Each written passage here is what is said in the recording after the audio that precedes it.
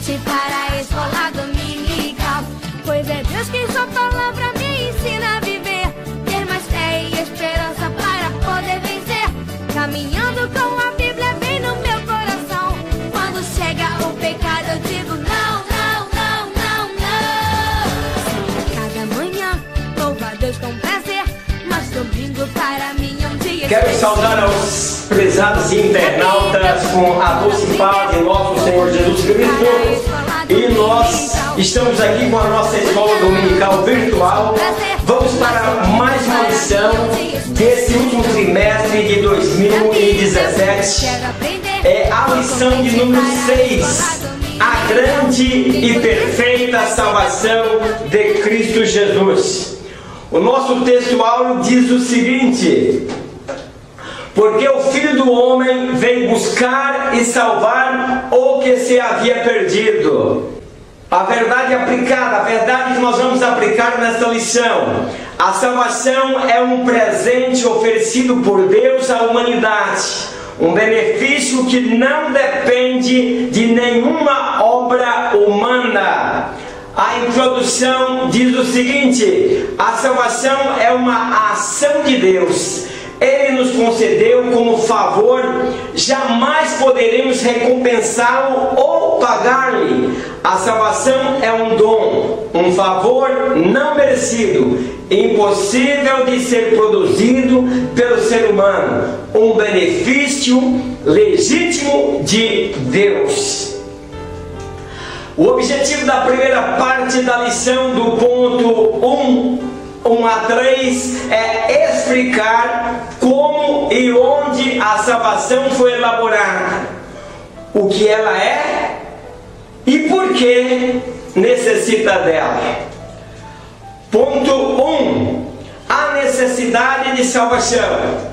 Em termos práticos, todo ser humano já nasce sob o domínio do pecado, destituído da glória de Deus e, por esse motivo, necessita de salvação. Eu vou, no decorrer desta lição, vou estar tentando explicar. Quero dizer aos queridos internautas, vou ter alguma divergência aí do comentador da lição, né? Abner de Castro Ferreira, mas são coisa minha, eu vou estar aplicando para os queridos internautas, coisa minha, e aí vou pedir para vocês que não apliquem isso na escola para não dar problema, mas vamos ter algumas divergências. Agora nós temos aqui que no ponto 1 diz a necessidade de salvação. Em termos práticos, todo ser humano já nasce sob o domínio do pecado. Isso é uma realidade. Nós temos uma criança, nós precisamos entender, a criança é uma pecadora inocente. Mas como isso, professor? Para que nós possamos entender, né? Senão daqui a pouco nós vamos condenar as criancinhas. Não, elas são pecadores inocentes. Você pode verificar aí, você que tem crianças em casa, que a criança, para ela está tudo bem, ela está brincando.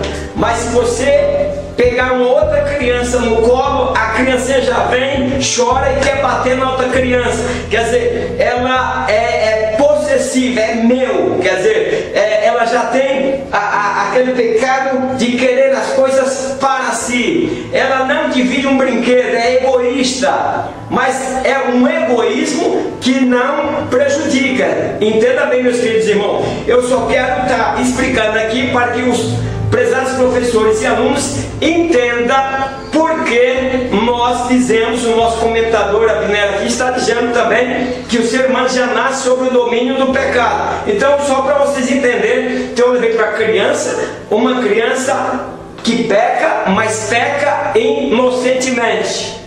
Nesse ponto 1 nós vamos estar refletindo no 1, a salvação foi elaborada desde a eternidade.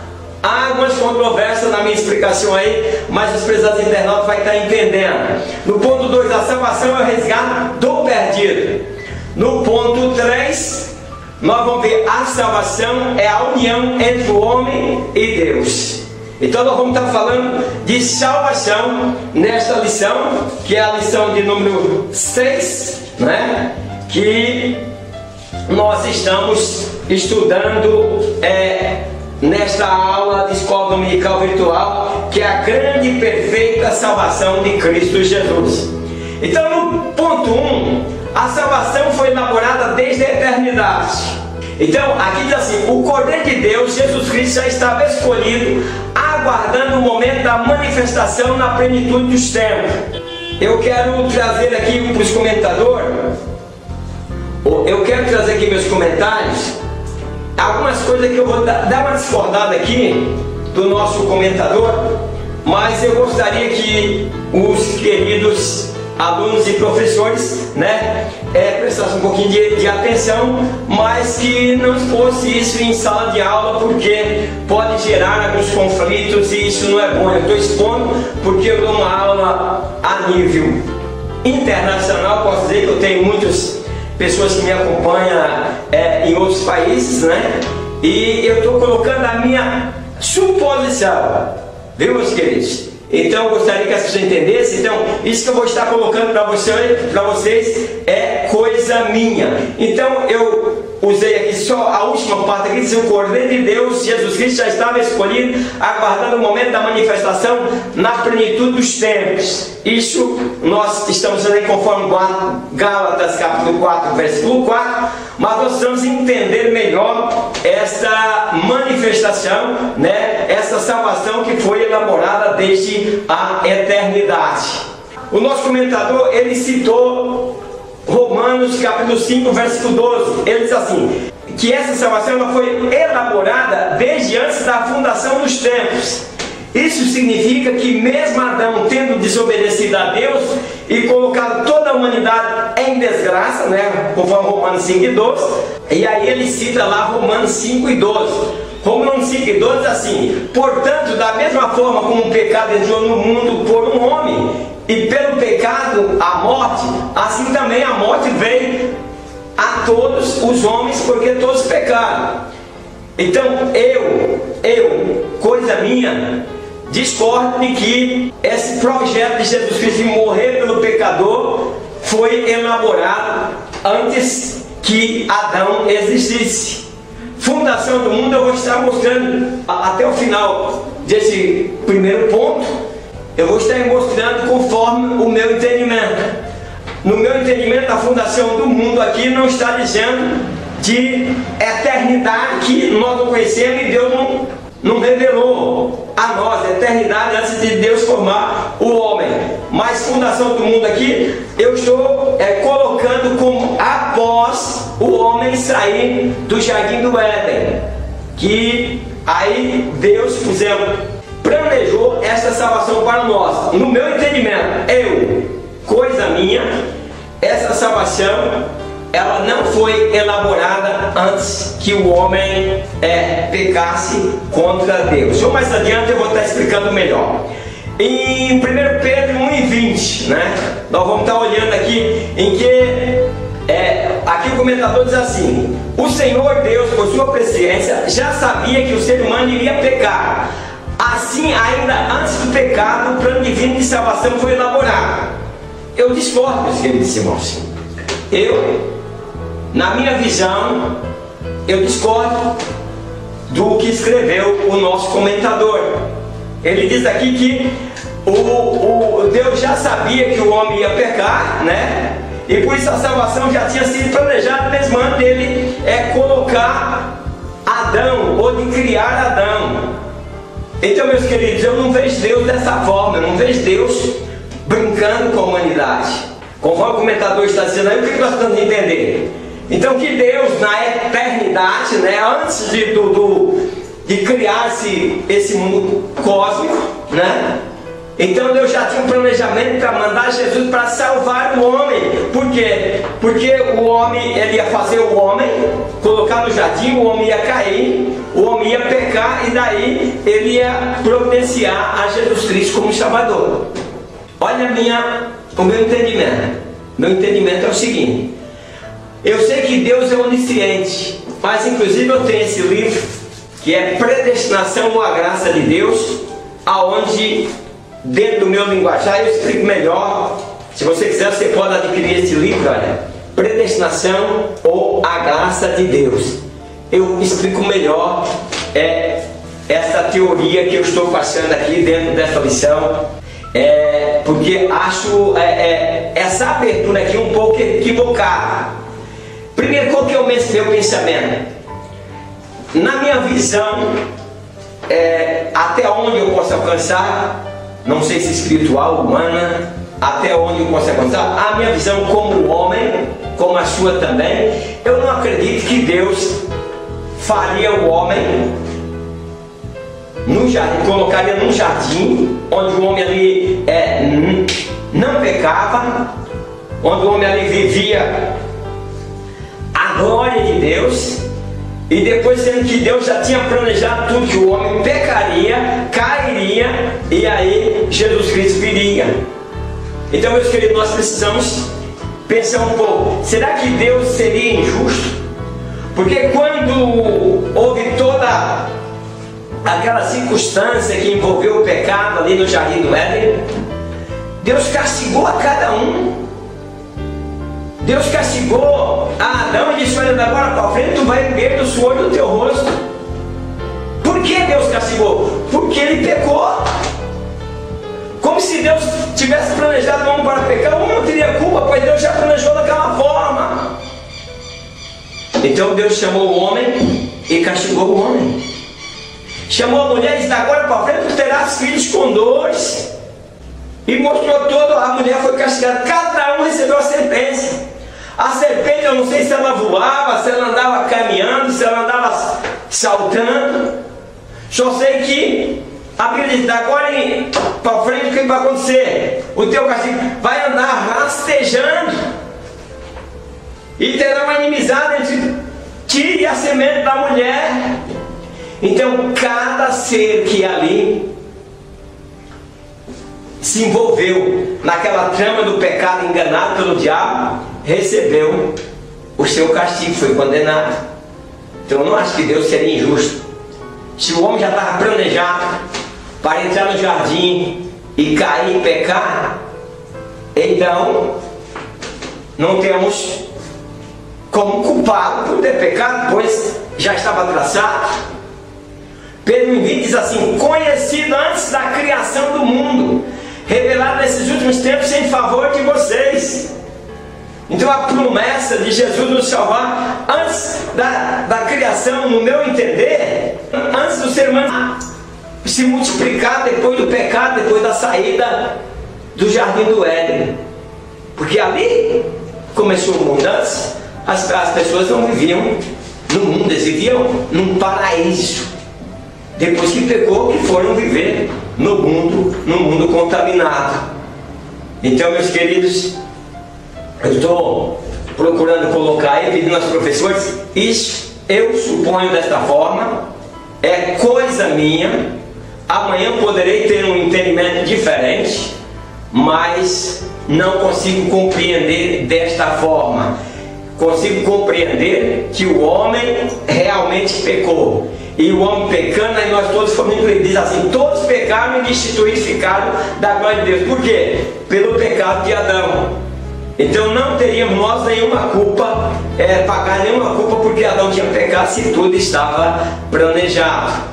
Então em Lucas 11, 49 a 51, para tentar explicar melhor, a Bíblia diz assim: por isso diz também a sabedoria de Deus: profetas e apóstolos lhes mandarei, e eles matarão uns e perseguirão outros, para que desta geração seja requerido o sangue de todos os profetas que desde a fundação do mundo foi derramado. Olha aí, a Bíblia aqui está colocando fundação do mundo desde Abel, né? Desde o sangue de Abel até o sangue de Zacarias, que foi morto entre o altar e o templo.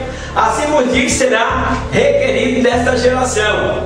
Então aqui, a fundação do mundo aqui, Jesus Cristo usou para mencionar de Abel até Zacarias.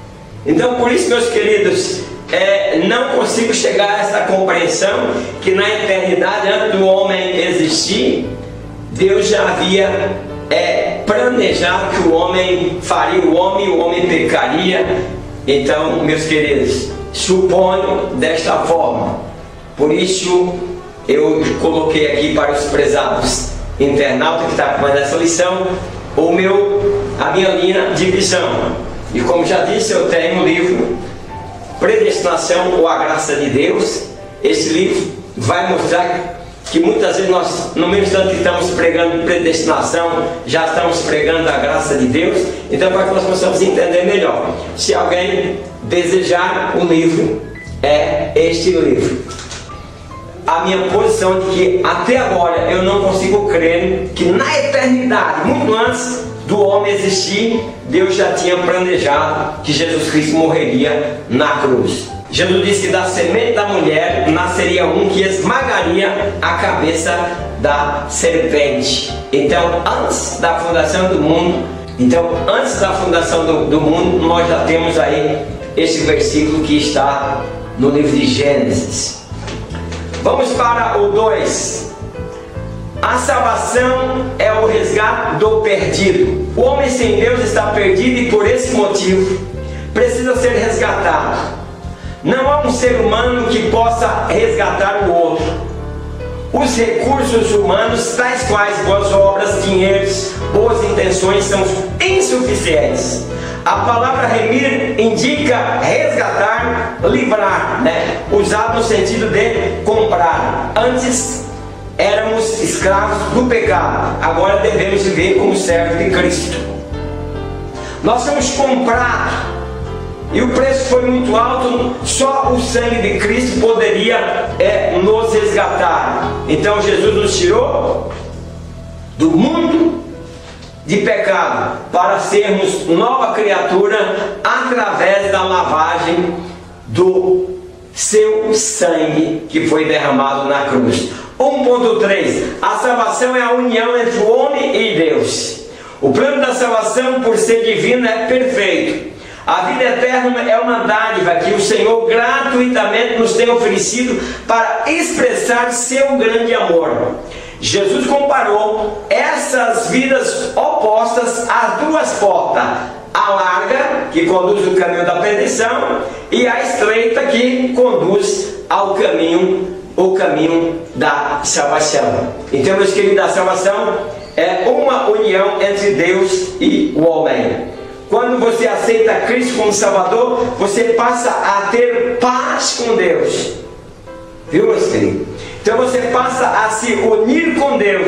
E agora você tem o direito de falar com Deus e de confiar nele, entregando a tua vida totalmente ao Senhor. Porque a vida eterna é uma dádiva que o Senhor gratuitamente nos tem oferecido para expressar seu grande amor. Então, nós temos a vida eterna, então agora nós expressamos, nós deixamos a nossa luz brilhar para que as pessoas possam, através do nosso brilho, através da nossa intimidade com Deus, elas possam se interessar e também fazer parte desta igreja de Cristo. O objetivo da segunda parte da lição, do ponto 1 a 3, mostrar 3 importantes aspectos da salvação na vida humana. 2. Os processos que envolvem a salvação. Destacaremos aqui os principais pilares dessa consolidação. No ponto 1 nós vamos ver a regeneração. 2. A justificação. E 3. A adoção. Note aí, nós vamos estudar sobre regeneração, justificação e adoção. Então vamos para a regeneração. A regeneração é uma ressurreição espiritual, uma mudança instantânea operada de maneira secreta por Deus em cada um de nós, e só se conhecem seus resultados. A santificação implica em despojar-se da vida velha e vestir-se da nova. Essa vida nova não resulta de esforço humano para retornar a alma, mas sim de uma obra criadora de Deus em nós. Então vamos entender, nós estamos falando sobre a regeneração. A regeneração ela é uma ressurreição espiritual. A partir do momento que eu aceito a Cristo de coração, que eu me arrependo dos meus pecados, que eu quero viver uma vida nova para Cristo, então o que acontece? Eu começo a me moldar ao caráter de Cristo. Eu começo a parecer com Cristo. Eu começo a ser discípulo de Cristo, seguidor de Cristo, a imitar o meu mestre. Então, isso se chama regeneração. Não dá para dizer que estamos servindo a Cristo e continuamos vestidos com a roupagem velha. Então, quando nós conhecemos a Cristo, a nossa vida é mudada, o nosso caráter é mudado e nós começamos a ser uma nova criatura em Cristo Jesus. É uma mudança instantânea, operada de maneira secreta por Deus em cada um de nós, e só se conhecem seus resultados. Então, se o Espírito Santo está em minha vida, está agindo em meu ser, as pessoas começam a ver que eu sou diferente, que eu sou uma pessoa que tem compromisso com Deus.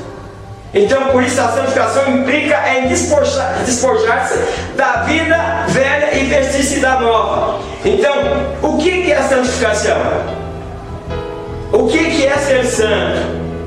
Ser santo, meus queridos, é se afastar, é viver uma nova vida, na santidade de Deus. Então, esta vida nova não resulta de esforço humano para reformar a alma, mas sim de uma obra criadora de Deus em nós. Então é por isso que Jesus disse que o Espírito Santo estaria conosco, ele estaria em nós. E o Espírito Santo estando em nós, nós queremos produzir frutos que glorificam a Deus.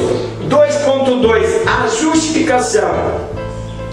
Justificação, o ato pelo qual Deus perdoa todos os nossos pecados e nos considera justo diante dele. A palavra justificar é uma expressão judicial que significa pronunciar o inocente, tornar justo. Deus perdoa o pecador e remove a condenação e coloca o culpado na situação de um homem justo. Ele apaga os pecados então cometidos e depois age para com as pessoas como se nunca na vida tivesse praticado um erro. Então veja, vamos entender aí, nosso comentador está bem claro o que é a justificação. Então, justificação é o ato pelo qual Deus perdoa o nosso pecado e nos considera justo. Para mim falar que eu sou justo, eu tenho dificuldade. E sei que você, professor, você aluno, também tem dificuldade em olhar para você e dizer eu sou justo. Mas pelo amor que você tem a Deus e você se arrependeu de tudo o que você fez, Deus olha para você e te acha justo, porque você está cada dia tentando melhorar e tentando buscar a Deus. Então, essa palavra justificar é uma expressão judicial que significa inocente. Não sei o que você fez, o que você andou aprontando, mas quando você aceita Cristo, todos os teus pecados são perdoados e você se torna justificado, se torna inocente e agora santo para Deus. Deus perdoa o pecador e remove a condenação. Então, por isso que eu digo, quando não importa a situação que você vive, mas na hora que você aceita Jesus, Ele escreve uma nova página na tua vida. Ele perdoa os teus pecados, né? Perdoa o pecador, remove a condenação, que nós todos estamos condenados à morte eterna, né? Então aí pega o homem que estava em situação de pecado e agora coloca ele, né? Coloca o culpado numa situação de um homem justo, né? Quer dizer, ele apaga os pecados, né? E depois age para com a pessoa como se nunca na vida tivesse praticado erro. Por isso que ele, inocente, apaga. Então vale a pena aceitar a Cristo como Salvador. Vamos falar sobre a adoção. 2.3, adoção. A adoção é o processo pelo qual uma criança é aceita em uma família. A regeneração trata de uma ressurreição, onde se passa da condição de morto para vivo diante de Deus. A justificação faz com que esse vivo possa apresentar-se diante de Deus sem culpa. Então Deus nos adotou. Nós éramos criatura, mas agora, pelo grande amor que nos concedeu o Pai, nós nos tornamos filhos de Deus. Então, a adoção de uma criança é adotada por uma família, ela torna-se participante daquela família, ela é aceita naquela família, porque a família foi lá e adotou e trouxe ela para o seio do lar. E na regeneração nossa, que nós não aceitamos a Cristo como Salvador, nós somos aceitos por Deus Pai e nos tornamos pertencentes da família de Deus. Quer dizer, nós nos tornamos filhos de Deus porque nós cremos no seu nome. O objetivo da terceira parte da lição, do ponto 1 a 3, é apresentar como essa tão grande salvação produziu benefícios para nossas vidas. Vivendo como salvos. Jesus Cristo declarou acerca de seus discípulos: não são do mundo. Eis um grande desafio.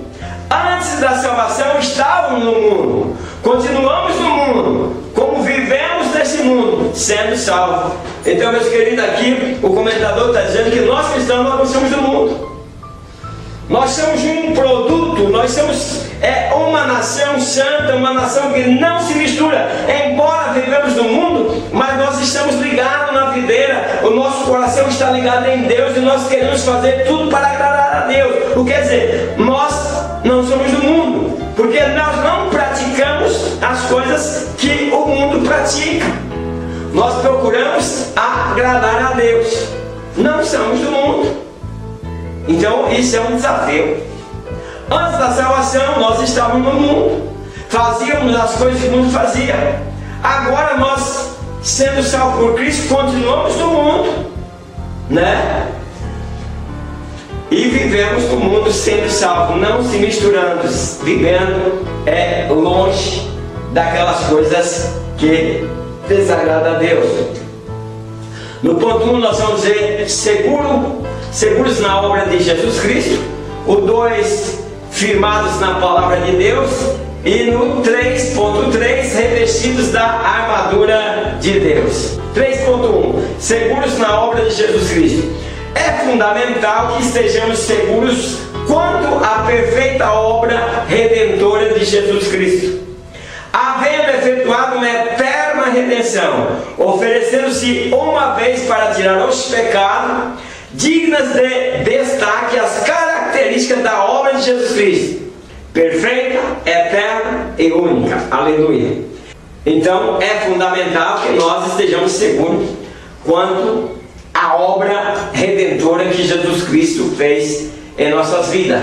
Nós precisamos compreender que Jesus efetuou uma eterna redenção, oferecendo uma vez, morrendo na cruz para tirar os nossos pecados, né? E aqui o comentador diz que é digna de destaque as características da obra de Jesus Cristo, que é perfeita, eterna e única.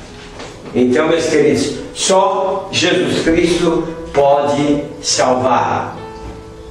3.2, firmado na palavra de Deus. Em um tempo repleto de instabilidade e temores, os discípulos de Jesus Cristo encontrarão segurança na imutável e eterna palavra de Deus. Até o inimigo sabe da importância da palavra de Deus para a nossa segurança. Então 3.2 diz assim: firmado na palavra de Deus. Nós precisamos estar firmados na palavra de Deus. Nós precisamos, obreiros, professores de escola dominical, nós precisamos conhecer a palavra de Deus. Não se pode, nós queremos ensinar se não conhecemos a palavra. Então aqui o comentador diz que nós vivemos num tempo de instabilidade, de medos, né?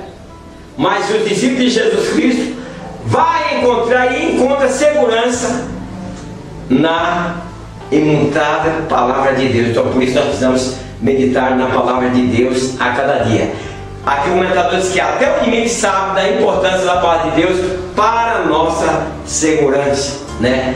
Através da palavra de Cristo nós afugentamos as obras do maligno de nossas vidas. 3.3, revestidos da armadura de Deus.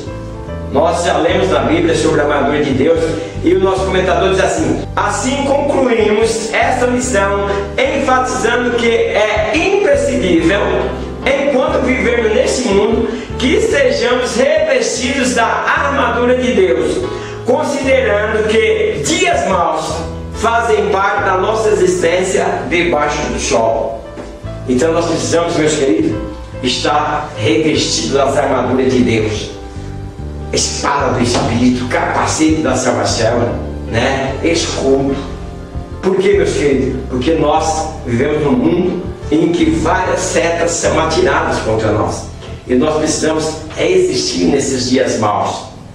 Conclusão. Acredito que podemos declarar: como escaparemos nós se não atentarmos para uma tão grande salvação?